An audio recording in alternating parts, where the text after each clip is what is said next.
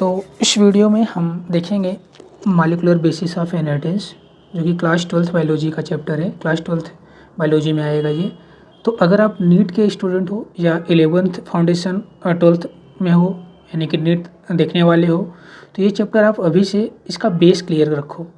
Base clear होने का मतलब आपकी इसकी जो टर्मिनोलॉजी है, जो एंजाइम्स हैं, वो सब आपको पता होने चाहिए। क्योंकि अगर आप 10 से 15 साल के पेपर को देखोगे, नीट के पेपर को देखोगे, तो अकेले इस चैप्टर से, अकेले मॉलिक्यूलर बेसिस ऑफ इनहेरिटेंस से नीट में हर साल 5 से 6 क्वेश्चन पूछे जा रहे हैं। 5 और कभी कभी तो 7 से 8 भी हो सकते हैं। इसका मतलब आप इस चैप्टर से 24 मार्क्स के लेके 30 मार्क या 35 मार्क्स अकेले इस चैप्टर से गेन कर लोगे, जो कि बहुत बड़ी बात होती है नीट में इतने मार्क्स गेन करना। मतलब ओवरऑल रैंक तो आपकी जो सिलेक्शन होता है 1 या 2 नंबर से भी रुक जाता है। ये तो 30 मार्क अकेले इस चैप्टर से आप 30 मार्क तैयार करोगे।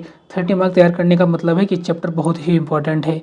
अब जो ट्रेंडिंग टॉपिक होते हैं इस चैप्टर के, जो इस चैप्टर के ट्रेंडिंग टॉपिक है वो थी, जैसे कि आपका जेनेटिक मटेरियल होता है, रिप्लिकेशन, ट्रांसक्रिप्शन, ट्रांसलेशन, इससे हर साल 1 से 2 क्वेश्चन आना ही आना है। जेनेटिक कोड के फीचर से 1 क्वेश्चन आना ही आना रहता है। Lac operon, regulation, human genome project and DNA fingerprinting, ये भी इस चैप्टर के एक इम्पॉर्टेंट टॉपिक होते हैं।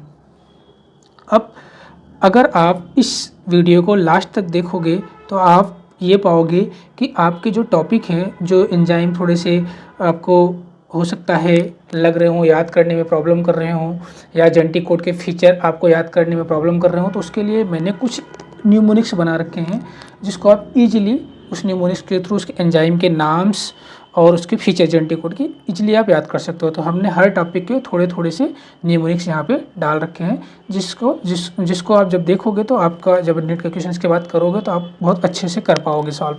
तो पहले तो मैं इस चैप्टर का एक ओवरव्यू दे देता हूँ, इसमें आप क्या क्या पढ़ोगे। तो फर्स्ट ऑफ ऑल हम डीएनए का पढ़ोगे, क्या उसका न्यूमोनिक्स देखोगे, इसका किसका। तो डीएनए की स्ट्रक्चर में 3 चीज़ है।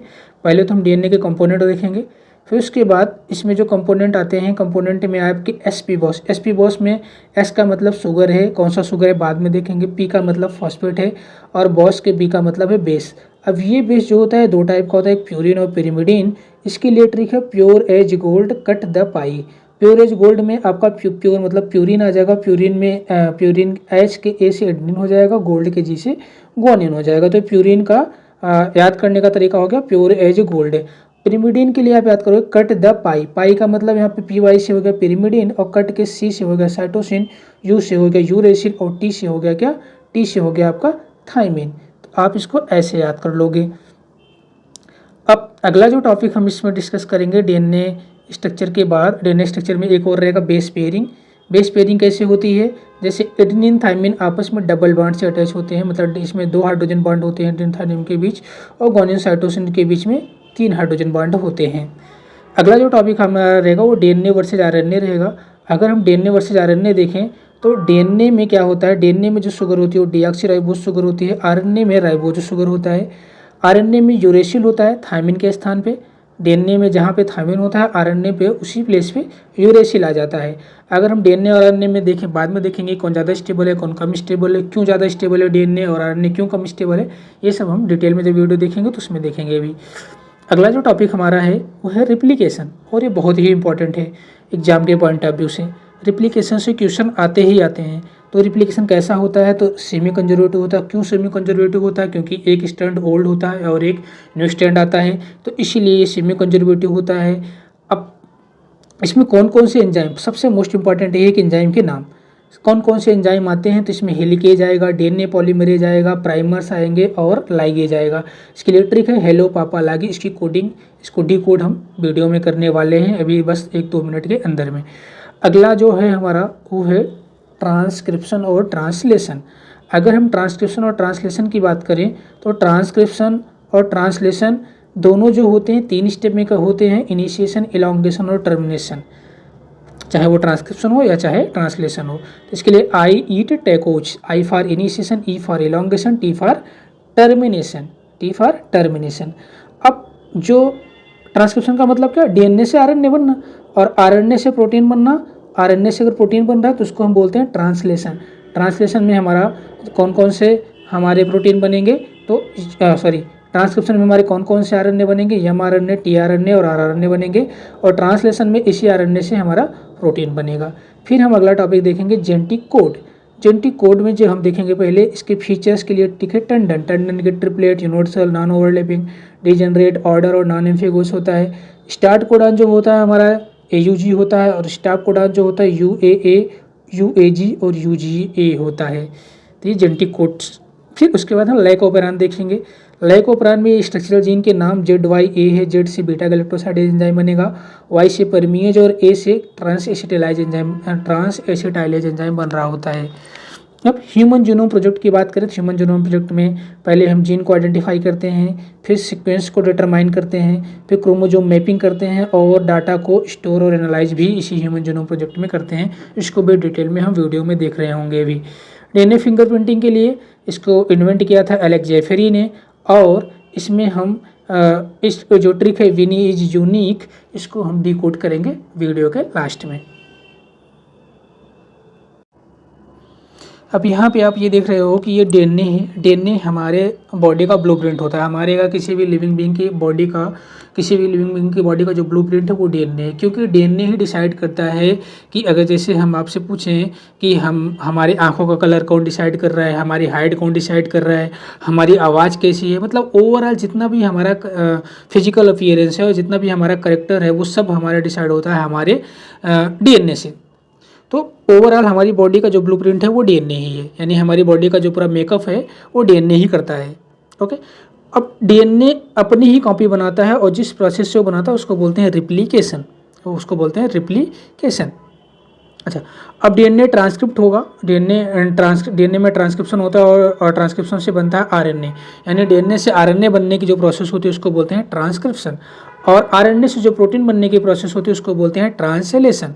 अब एक बात और शुरू में ही हम बता दे रहे हैं कि जो न्यूक्लिक एसिड होते हैं वो 2 टाइप के होते हैं, यहाँ पे DNA है और RNA है, और दोनों के दोनों जेनेटिक मटेरियल होते हैं। हाँ, ये अलग बात है कि मोस्ट ऑफ द ऑर्गेनिज्म में जेनेटिक मटेरियल DNA होता है, कुछ वायरसों में जेनेटिक मटेरियल RNA होता है।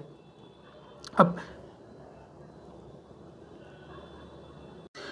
यहाँ पे ब्लूप्रिंट के कंपोनेंट की बात की गई, मतलब DNA और RNA के कंपोनेंट की बात की गई। DNA RNA यानी कि न्यूक्लिक एसिड या किससे बनता है, न्यूक्लियोटाइड से बनता है। न्यूक्लियोटाइड का पॉलीमर होता है, और हमारे न्यूक्लिक एसिड 2 टाइप के होते हैं, DNA और RNA। तो यहाँ पे अगर DNA और RNA के कंपोनेंट पूछे या न्यूक्लियोटाइड के कंपोनेंट पूछे तो उसके लिए जो ट्रिक है वो है SP बॉस। तो S फॉर यहाँ पे शुगर होगा। शुगर कौन सा, यहाँ पे पेंटोस शुगर होता है, और पेंटोस शुगर में भी अगर DNA है तो डीऑक्सीराइबोस शुगर, और अगर RNA है तो राइबोस शुगर।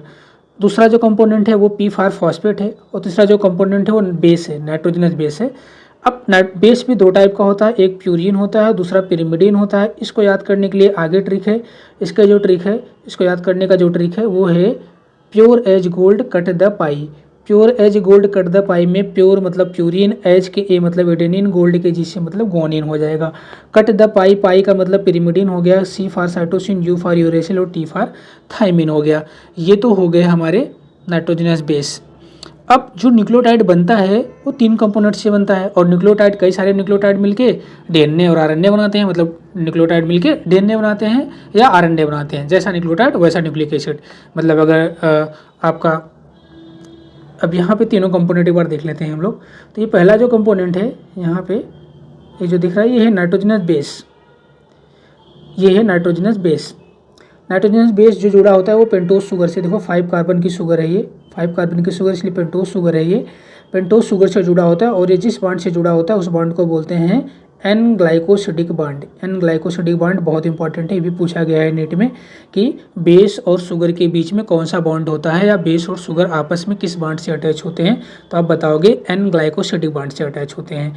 अब और ये दोनों मिलकर क्या बनाते हैं ये भी पूछा गया है, तो ये दोनों मिलकर बनाते हैं न्यूक्लियोसाइड। ये ध्यान रखना, ये बनाएंगे दोनों मिलकर न्यूक्लियोसाइड, नॉट न्यूक्लियोटाइड, न्यूक्लियोसाइड बनाएंगे। अब यहाँ पे शुगर है और यहाँ पे एक फास्फेट है। शुगर और फास्फेट आपस में जुड़ते हैं फास्फोईस्टर बॉन्ड से। ध्यान रखना, ये फास्फोडाइस्टर नहीं है बोलना है, ये फास्फोईस्टर बॉन्ड है। और जब तीनों कंपोनेंट आपस में जुड़ जाएंगे तो बन जाता है न्यूक्लियोटाइड। तो क्वेश्चन ये भी पूछा गया है कि न्यूक्लियोटाइड में कितने न्यूक्लियोटाइड के कंपोनेंट कौन कौन से हैं, तो आप बताओगे बेस शुगर फॉस्फेट। क्वेश्चन ये भी पूछा गया है नीट में कि शुगर और नाइट्रोजन बेस आपस में किस बांड से अटैच होते हैं, तो आप बताओगे ग्लाइकोसिडिक बांड। ये भी पूछा गया है कि शुगर और फास्फेट के बीच में कौन सा बांड होता है, तो आप बताओगे फास्फोईस्टर बांड। और ये भी पूछा गया है कि दो न्यूक्लियोटाइड आपस में किससे जुड़े होते हैं, तो आप बताओगे फास्फोडाइस्टर बांड। और अगर आपसे पूछा जाए कि कंपोनेंट सिंपली, तो कंपोनेंट का ट्रिक आप याद रखोगे sp बॉस, और प्यूरिन pyrimidine के लिए आप याद रखोगे pure as gold cut the pie. अब आई होप कि इस ट्रिक से आप ये चीज़ कभी भूलोगे नहीं आगे। अब यहाँ पे आप देख रहे हो कि जो नाइट्रोजनस बेस हैं ATGC, ये आपस में अटैच होते हैं हाइड्रोजन बांड से। तो A और T के बीच में 2 हाइड्रोजन बांड होता है और G और C के बीच में 3 हाइड्रोजन बांड होता है। आपको ये भी ध्यान रखना है, AT के बीच में 2 हाइड्रोजन बांड होता है और GC के बीच में 3 हाइड्रोजन बांड होता है। और ये जो 2 हाइड्रोजन बांड है और GC के बीच में 3 हाइड्रोजन बांड है, ये DNA को स्टेबिलिटी भी प्रोवाइड कराता है। अब यहाँ पे जेनेटिक मटेरियल का search for the genetic material, मतलब जेनेटिक मटेरियल है कौन सा, इस चीज़ की खोज के लिए 3 लोग निकले। जेनेटिक मटेरियल 3 ही मॉलिक्यूल में लड़ाई हुई, 3 मॉलिक्यूल के बीच में कन्फ्यूजन है कि कौन सा जेनेटिक मटेरियल है, आखिर DNA है कि RNA है कि प्रोटीन है। अब इन 3 चीज़ों की कन्फ्यूजन को दूर करने के लिए 3 लोग निकले, और वो 3 लोग का कौन कौन से थे, GHA, G for Griffith, H for Hershey and Chase, और A for Avery McLeod and MC Carty. ये 3 लोगों का ग्रुप निकला और ये लोग खोज करना शुरू किए कि आखिर जेनेटिक मटेरियल आखिर है कौन, आखिरकार DNA है कि RNA है कि प्रोटीन है। तो पहले तो ग्रिफिथ ने डिस्कवर किया, ग्रिफिथ ने ही एक एक्सपेरिमेंट किया। उस एक्सपेरिमेंट का नाम था ट्रांसफार्मिंग प्रिंसिपल, और इन्होंने जो एक्सपेरिमेंट किया था वो 1928 में किया था, और किसके ऊपर किया था, स्ट्रेप्टोकोकस न्यूमोनी के ऊपर किया था। एक्चुअली उन्होंने स्ट्रेप्टोकोकस न्यूमोनी से 2 स्ट्रेन निकाले थे, जिसका नाम, एक से जो स्ट्रेन निकाला एक का नाम था R स्ट्रेन, दूसरे का नाम था S स्ट्रेन। R का मतलब रफ स्ट्रेन, S का मतलब स्मूथ स्ट्रेन।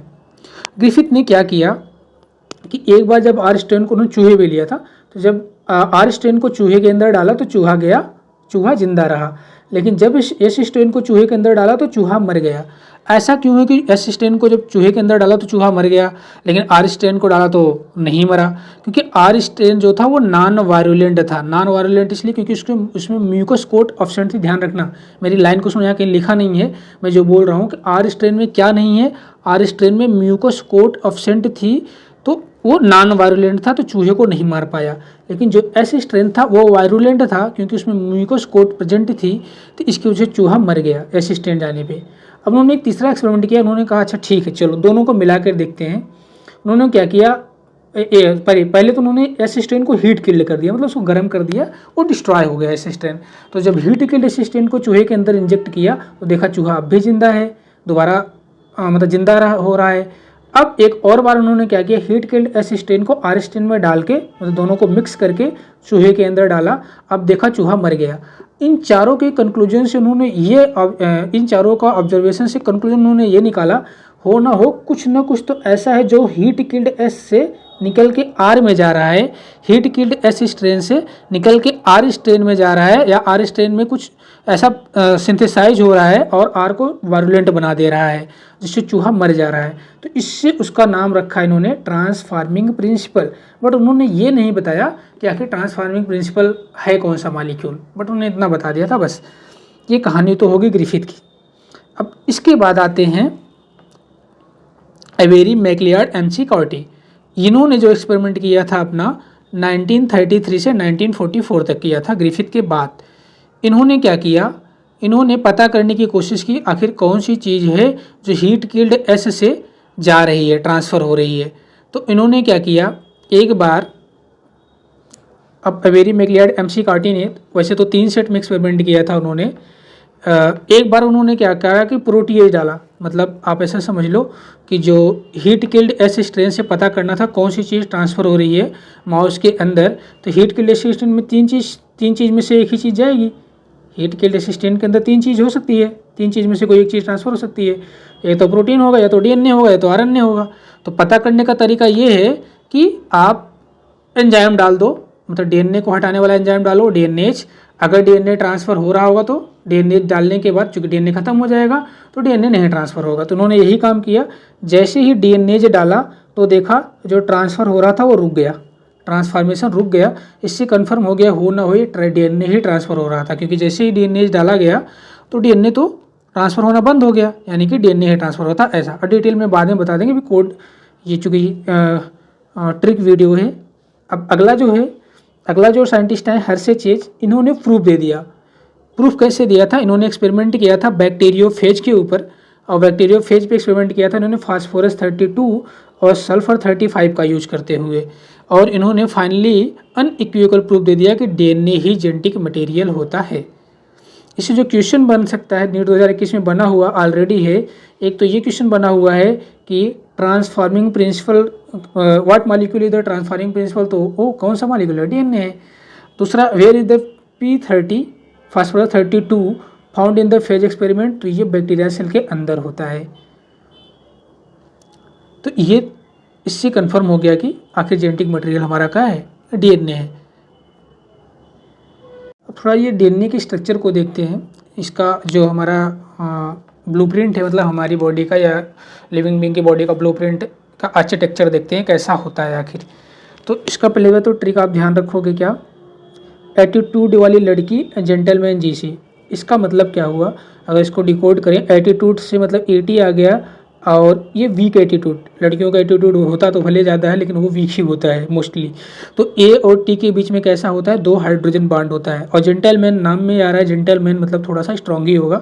तो जीसी से जेंटलमैन, यहाँ बताने का पर्पज ये है कि जेंटलमैन जीसी में ट्रिपल हाइड्रोजन बॉन्ड आ रहा है, मतलब 3 हाइड्रोजन बॉन्ड आ रहा है। तो जिस डीएनए में जीसी कंटेंट ज़्यादा होगा वो स्ट्रॉन्गर डीएनए होगा। स्ट्रॉन्गर डीएनए का मतलब है कि उसका मेल्टिंग पॉइंट ज़्यादा होगा। उसका मेल्टिंग पॉइंट क्या होगा? ज़्यादा होगा। क्वेश्चन में पूछा गया है कि ऐसे ऑप्शन देगा कि कौन से डीएनए का मेल्टिंग पॉइंट हाई है, जो 80 रिच है कि जो जीसी रिच है, ऐसा करके देगा। तो जो जीसी रिच डीएनए होता है उसका मेल्टिंग पॉइंट हाई होता है। इसके अलावा जो डीएनए होता है वो डबल हेलिक्स होता है। एक हेलिक्स जो होता है उसका डायरेक्शन 5' to 3' होता है, और दूसरे का जो डायरेक्शन होता है वो 3' to 5' होता है।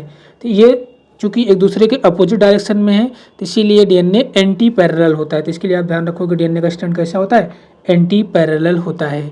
और जो ये बना होता है, ये जो स्ट्रैंड है ये बना होता है शुगर और फास्फेट का ध्यान रखना। शुगर और फास्फेट, जैसे एक सीढ़ी समझ लो, सीढ़ी की जो 2 लकड़ियाँ बड़ी बड़ी होती हैं ये शुगर और फास्फेट की बनी होती हैं, और उसके बीच में जो डंडियाँ लगी होती हैं वो बेस पेयर होता है उसे। ये जो डंडियाँ लगी हैं ना, इसमें बेस पेयर है, मतलब बेस पेयरिंग कर रहा है। 2 बेस आपस में जुड़े हैं हाइड्रोजन बॉन्ड से। अगर ए और टी जुड़े हैं तो डबल हाइड्रोजन बॉन्ड से जुड़े रहेंगे, अगर जी और सी जुड़ रहे हैं तो ट्रिपल हाइड्रोजन बॉन्ड से जुड़े रहेंगे। तो इस हिसाब से आप डीएनए के आर्किटेक्चर को समझ सकते हो। सीढ़ी के जैसे, सीढ़ी की 2 डंडियाँ क्या हैं? शुगर और फास्फेट की बनी हुई हैं। ये भी पूछा गया है कि डीएनए का बैकबोन क्या है, यानी कि डीएनए की सीढ़ी क्या है? तो डीएनए की जो सीढ़ी की लकड़ी होती है ना एक्चुअली में, वो वही बैकबोन है, यानी शुगर और फास्फेट है बैकबोन। और जो सीढ़ी में जो बीच में से लकड़ी डाली जाती है वो बना होता है हमारा होता है बेस पेयर। और ये बेस पेयर के बीच में हाइड्रोजन बॉन्ड जो होता है ये डीएनए को स्टेबिलिटी प्रोवाइड कराता है। तो पहला तो आप डीएनए डबल हेलिक्स है दिख रहा है, एंटी पैरेलल है क्योंकि एक की डायरेक्शन 5 से 3 प्राइम है, दूसरे की 3' to 5' है। बैकबोन मैंने बताया, जो सीढ़ी की 2 बड़ी बड़ी लकड़ियाँ होती हैं वो बैकबोन, यानी कि वो बना होता है शुगर और फास्फेट का। एसपी बॉस में जो एसपी है वो बैकबोन है, और जो बॉस है बेस पेयरिंग है वो आपस में हाइड्रोजन बॉन्ड से लिंक होता है, और यही डीएनए को क्या करता है? स्टेबिलिटी प्रोवाइड कराता है। बाकी कुछ डाटा है, आप डायमीटर ध्यान रखना। डीएनए का डायमीटर कितना होता है? तो डीएनए का डायमीटर होता है 20 एंगस्ट्रॉम। मैं यहाँ रीड कर दे रहा हूँ, ये इसका डायमीटर है डीएनए का डायमीटर कितना होता है? 20 एंगस्ट्रॉम, 20 एंगस्ट्रॉम होता है। ठीक। और डिस्टेंस अगर 2 बेस पेयर के बीच के देखा जाए तो डिस्टेंस कितना होता है? 3 पॉइंट। अब मेरे वर्ड पे ध्यान रखो, ये मैं क्या बोल रहा हूँ? 3.4 एंगस्ट्रॉम किसके लिए बोल रहा हूँ? जो 2 बेस पेयर के बीच के डिस्टेंस है उसके लिए बोल रहा हूँ। तो ये चीज़ आप ध्यान रखोगे।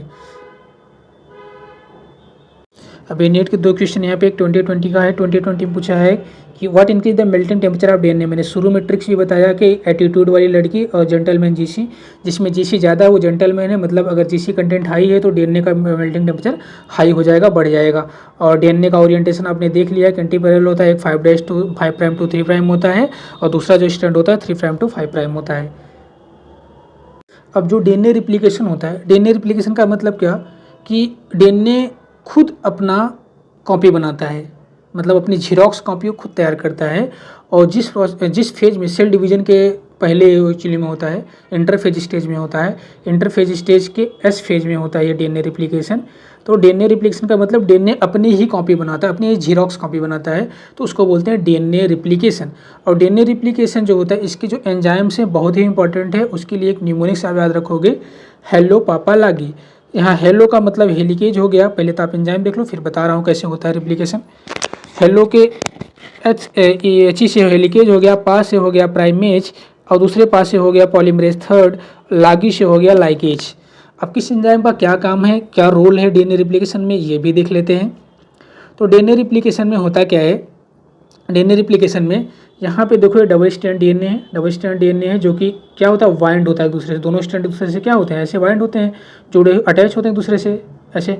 तो अनवाइंडिंग करने के लिए, यानी कि डीएनए को अनजिप करने के लिए, जैसे आप चेन खोलते हो तो उस टाइप से, जैसे आप यहाँ पे, जैसे यहाँ पे देखो आप, ये डीएनए के दो स्ट्रैंड है, डबल स्ट्रैंड डीएनए है, एक स्ट्रैंड है दूसरा स्ट्रैंड है।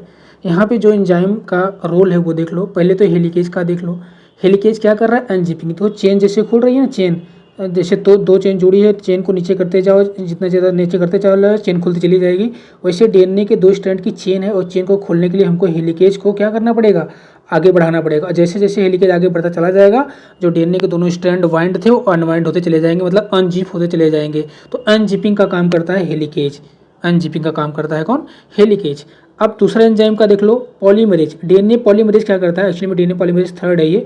डीएनए पॉलीमरेज देखो कि जैसे जो मिस्त्री होते हैं वो क्या बोलते हैं, कन्नी लेके रहते हैं ना, घर बनाते हैं, वैसे डीएनए पॉलीमरेज थर्ड जो होता है डीएनए से डीएनए बनाता है, मेन रिप्लिकेटिंग एंजाइम यही है। बट ये शुरुआत नहीं कर पाएगा। शुरुआत इनिशिएशन कौन करेगा, इनिशिएशन यानी हरी झंडी कौन दिखाएगा, हरी झंडी जो प्राइमर होता है आरएनए प्राइमर ये दिखाएगा। जब एक बार आरएनए प्राइमर हरी झंडी दिखा देगा, मतलब आरएनए प्राइमर रिप्लिकेशन का इनिशियल क्या होता है, इनिशिएशन यही करता है, इनिशिएशन ही करता है। लेकिन जो प्रोसेस होता है वो डीएनए पॉलीमरेज थर्ड डीएनए से डीएनए बनाता है, लेकिन आरएनए प्राइमर जरूरी है, बिना आरएनए प्राइमर के रिप्लिकेशन इनिशिएट नहीं होगा। एक बार प्रोसेस इनिशिएट हो गया तो फिर डीएनए पॉलीमरेज अपना काम करेगा, आरएनए प्राइमर का काम खत्म। तो डीएनए पॉलीमरेज तो अपना काम करेगा, लेकिन उसके पहले प्राइमर अपना काम करेगा, प्राइमर काम करेगा अपना। उसके बाद अब यहाँ पे देखो दो टाइप के स्ट्रैंड बन रहे हैं, एक तो कंटिन्यूस स्ट्रैंड बनेगा, एक डिसकंटिन्यूस स्ट्रैंड बनेगा। उसको देखने के लिए आप इसमें देखो, इसमें तो यहाँ पे दिख रहा होगा कि एक तो ये जो 5' to 3' डायरेक्शन में यहाँ डीएनए पॉलीमरेज थर्ड जैसे जैसे आगे बढ़ता, जहाँ पे लगा जैसे जैसे आगे बढ़ता चला जा रहा है, इस डायरेक्शन में क्या बन रहा है, डीएनए बन रहा है। और ये डीएनए कंटिन्यूस बन रहा है, एक्चुअली में 5' to 3' डायरेक्शन होगी, ये कंटिन्यूस बन रहा है। और इसको हम बोलेंगे लीडिंग स्ट्रैंड, क्या बोलेंगे, लीडिंग स्ट्रैंड बोलेंगे। अब यहाँ पे एक चीज़ और ध्यान रखना है शुरू में कि ये रिप्लिकेशन फॉर्क है, जहाँ अनजिपिंग हो रही है हेलिकेज, जहाँ अनजिपिंग कर रहा है उसको हम बोलेंगे रिप्लिकेशन फॉर्क। तो एक क्वेश्चन यूनिट में ये पूछा गया है रिप्लिकेशन फॉर्क से अवे कौन सा स्टैंड बनता है और टूवर्ड कौन सा स्टैंड बनता है। तो आप देख लो जहाँ पे रिप्लिकेशन फॉर्क है उसके टूवर्ड मतलब उसकी तरफ लीडिंग स्टैंड बन रहा है और उससे दूर लैगिंग स्टैंड बन रहा है। ये भी नीट में क्वेश्चन पूछा गया है, आप ये भी ध्यान रखोगे। तो फॉर्क के दूर कौन जा रहा है, लैगिंग स्ट्रैंड जा रहा है। लैगिंग स्ट्रैंड को ही बोलते हैं ओकाजाकी फ्रेगमेंट, या इसी को बोलते हैं डिसकंटिन्यूअस सिंथेसिस। और ये जो गोले गोले से हैं ये क्या है, हमारे डीएनए पॉलीमरेज थर्ड हैं। अब जो ये फ्रेगमेंट है हमारे ओकाजाकी फ्रेगमेंट या लैगिंग स्ट्रैंड आपस में जुड़ते हैं ग्लू से, उस ग्लू का नाम है लाइगेज, मतलब लाइगेज डीएनए लाइगेज एंजाइम आएगा और इस ओकाजाकी फ्रेगमेंट को क्या करेगा, ज्वाइन कर देगा। तो ये पूरा डीएनए रिप्लिकेशन का स्ट्रक्चर हो गया, इसकी प्रोसेस भी यही है। और ये जितने एंजाइम है उसके कोड भी आपको मिल गए, हेलो पापा लागी। अब हमें लग रहा है कि आप डीएनए रिप्लिकेशन की जो एंजाइम्स है उसको आप गलत नहीं करोगे। नीट में जितने क्वेश्चन आए मैंने बता भी दिए और आपको ट्रिक्स भी मिल गई। अब कुछ थ्योरेटिकल पोर्शन है कि कैसा रिप्लिकेशन होता है, तो ये सेमी कंजर्वेटिव होता है। सेमी कंजर्वेटिव क्यों, क्योंकि जब डीएनए से न्यू डीएनए बनता है तो एक ओल्ड स्ट्रैंड आता है और एक न्यू स्ट्रैंड आता है, तो ये सेमी कंजर्वेटिव होता है। सिंथेसिस की डायरेक्शन हमेशा 5' to 3' डायरेक्शन होता है।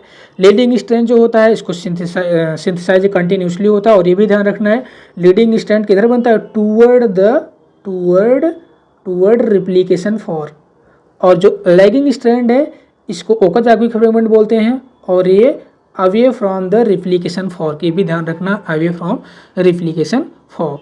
अब कुछ क्वेश्चन मैंने नीट के यहाँ पे रख दिए हैं। एक 2024 का क्वेश्चन है कि on which strand are Okazaki fragment formed, तो ओकाजाकी फ्रेगमेंट का दूसरा नाम ही है लैगिंग स्ट्रैंड। सो अब 25 क्या है, which enzyme create the primer, तो प्राइमेज, आरएनए प्राइमेज जो होता है वही प्राइमर क्रिएट करता है।